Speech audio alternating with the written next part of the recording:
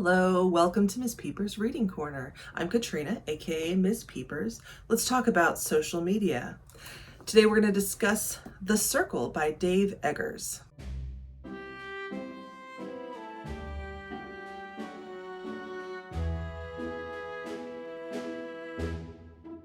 The Circle is what I would call speculative fiction. It's a bit tough to stick into a handy genre. It's not exactly science fiction because the technology involved is really here now. We're not that too far off from being able to do the things that happen in this book, and that is quite frankly terrifying. But let me tell you what this book is about. May Holland is an aimless and unhappy 20-something who lands a job at the prestigious company called The Circle. She has a friend who works there who's high up in the ranks, who gets her an interview. She gets the job, and she's so excited, even though it's a customer service job, very entry level. Doesn't matter. She's arrived and there's plenty of opportunity to move upward in the organization. Now, The Circle is a social media company. They have a platform of the same name, and it's basically like any social media that you're using today. You can post pictures or videos, you can put your random musings, share information, connect with people across the globe. But the people who run The Circle want to take it to another level. They have this idea that information should not be hidden, that everyone should share everything for the betterment of humanity. Now, there are three people who run this company.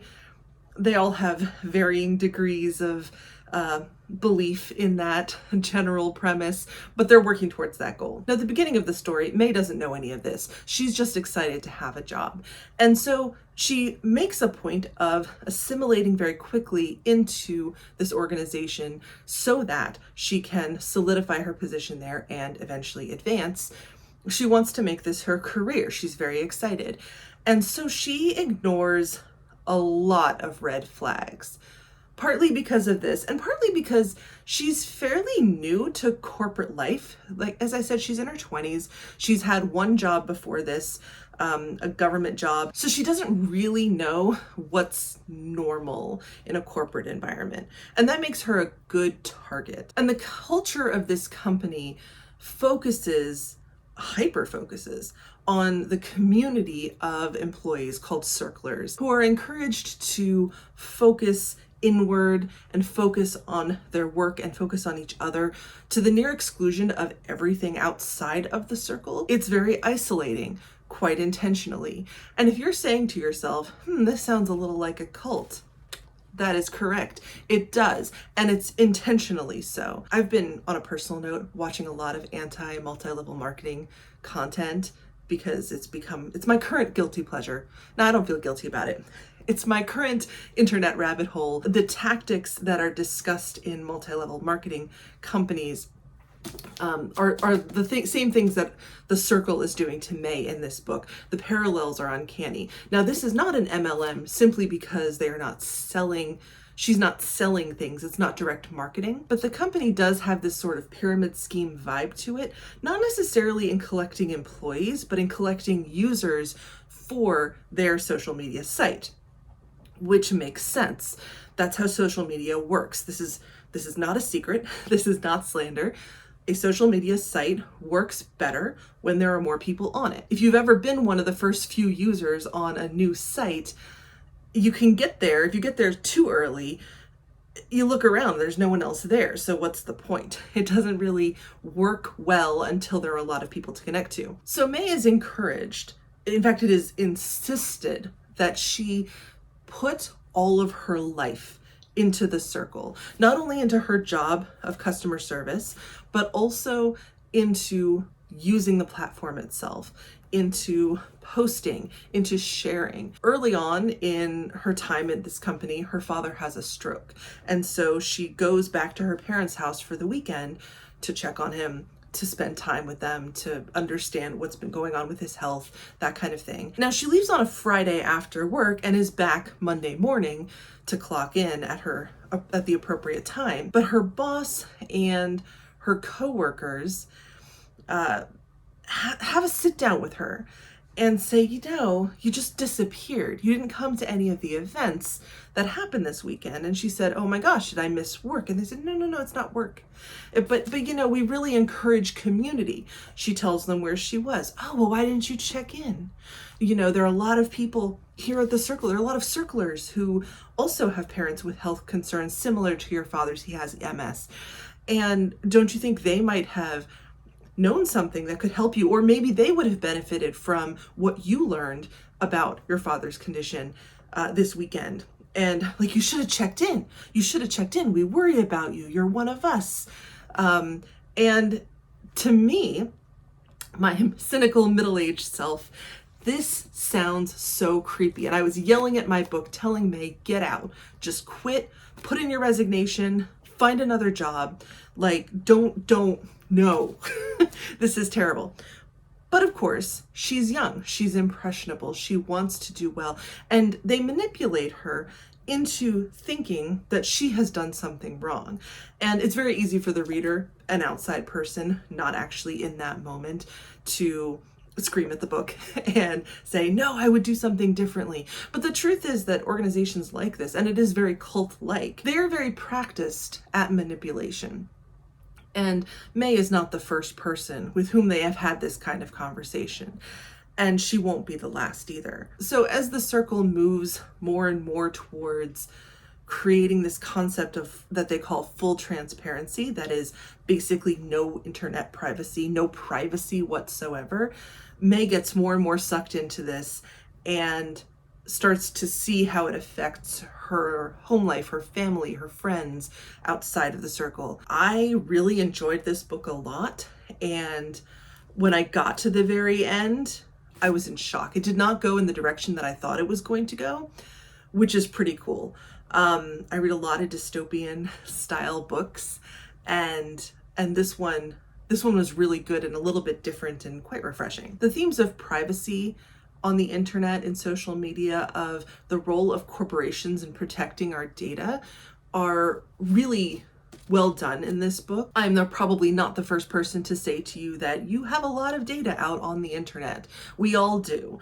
You're here on YouTube watching my video, which means you probably have a YouTube account. Even if you don't have an account, if you're using the same device to watch different videos on YouTube, the site is learning about the sorts of things that you like to watch, at least that the person using the device you're using likes to watch. You create an account and it gets even more specific, especially if you share that device with other people. And that's not me picking on YouTube.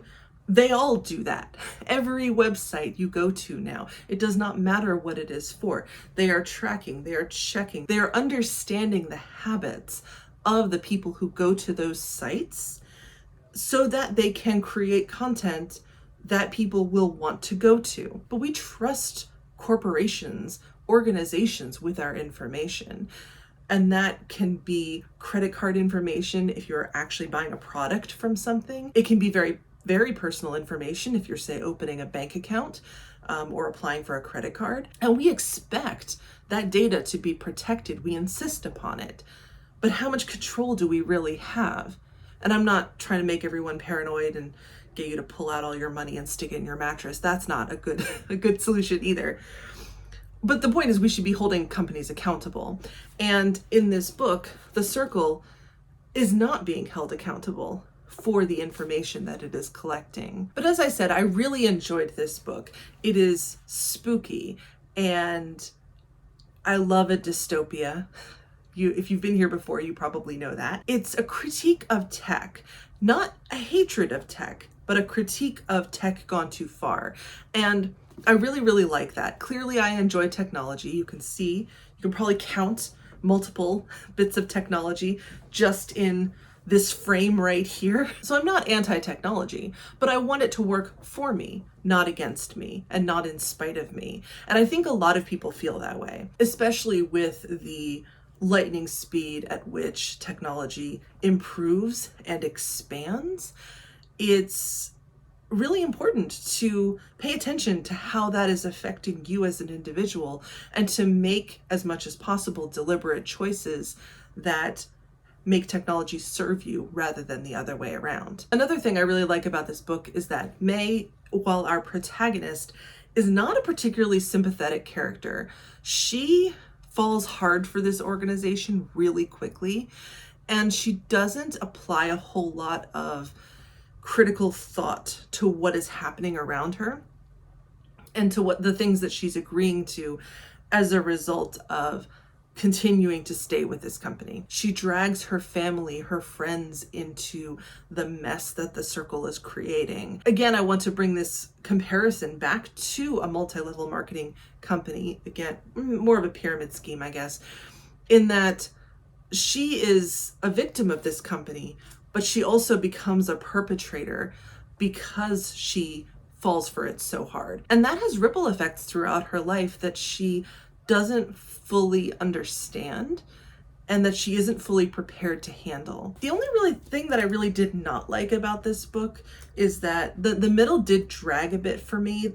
For the most part, the pacing is pretty good, but there's so many descriptions of May's day-to-day work life, and not just the shocking things that happen, like her boss sitting her down and saying, "Why'd you go dark for a weekend when you weren't working? Why weren't you communicating with work?" But also the mundanity of her job, of answering customer service messages and watching her personal metrics go up and up and up. And like, it's just, there's a part in the middle that is just drags to me a lot. And maybe that's because I have a corporate job that I'm just like, yeah, I've seen this kind of stuff. It's my job is different from May's, but you know, sit at a desk, tap away at your computer, take some meetings, and that's corporate America right there. But I'm glad I stuck it out, because the last part of the book, that payoff is worth it. Worth sticking it out. And I won't say I was super bored. It's just a little bit like, okay, let's move on. This book has also been adapted into a movie, which I did watch as well. I'd seen it some time ago, and that's actually what brought the book to my attention. A fair number of the books that I read, I find out about because I watched a movie or a TV series and learned it was based on a book and thought, oh, that sounds interesting, I'll read the book. One thing that was interesting rewatching it after reading the book is that while the movie is true to the tone and the messaging of the book, they did change some key things. May is much more sympathetic in the movie, I think. And I don't know if it's because she's played by Emma Watson, who you just kind of want to side with Emma Watson. I feel that maybe that's just me. May in the movie is a little bit more critical. She does think a little bit more about what's happening, even though she does still fall for this organization. But she approaches it very differently. And I won't tell you the end, but the end, there's some key differences between the end of the book and the end of the movie. And I felt like I walked away from the movie with a very different feeling about May than I did when I walked away from the book. It was just very interesting how they changed a few key moments in the story just a little bit. And that changed how I saw the character entirely. Let me know if you've read The Circle or watched the movie. What did you think of them? I'm curious about your opinions. Do you agree with me? Do you disagree? Let's chat in the comments. And also, if you've read other books by Dave Eggers, let me know if you recommend any of them. This is the only one that I've read so far, but I'm intrigued and I do want to read more. So let me know where you think I should go next. And by the way, if you're watching this when it comes out, this is the last video that I'm posting before October. And just like last year, if you were here last year, I am doing another banned books series. It's going to be a little bit different from last time, but we're still going to get into a lot of banned books, a lot of stories about banned books, but I'm also going to have a couple of videos with some different topics related to book banning and censorship, and we'll have a few feline special guests. We'll do some Catty Corner shorts. I know I haven't done that in a little while. And I'm also creating my own book tag. And finally, on October 5th, and I'll put an announcement closer to this as well, on October 5th, I will be doing reading sprints for a good portion of the day. I'm going to read 1984 by George Orwell, because that is the theme of the American Library Association's Banned Books Week this year, which is censorship is so 1984, hence the poster back here. You can get one of these of your very, this is not sponsored at all. You can get one of these posters of your very own from the American Library Association's website. Doing so does not benefit me, but it does benefit the American Library Association, who work really hard to get books out to people in the public sphere and to keep our libraries running in the US. So, if you live in the United States, this is a great cause to support. So I'm very excited about all of these things, and I hope that you will join me on yet another journey of discussing banned books. And with that, whether your books are banned or not, please keep reading, because that is one of the simplest things that a person can do to stand up against the censors. Read the books they don't want you to read. Think about why they don't want you to read those things, and make your own inner world a little bit richer. I love books so much, and I hope you do too. And with that, I will see you in the next one.